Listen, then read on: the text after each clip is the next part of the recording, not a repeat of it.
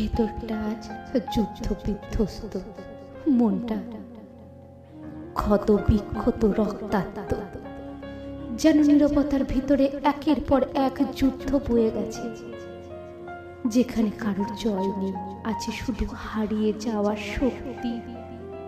চারিদিকে ভাঙনের চিহ্ন, ভেতরের দেওয়ালগুলো ফাটল ধরেছে ক্লান্তিতে।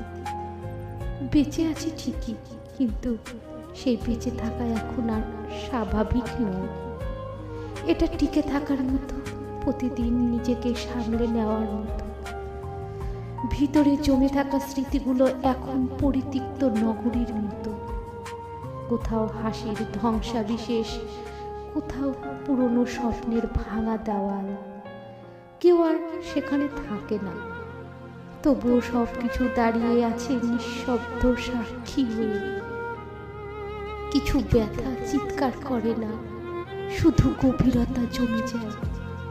মন তখন নিজেকেই চিনতে পারে না। অভ্যাসে দিন চলে, কিন্তু অনুভূতিগুলো আটকে থাকে অতীতে।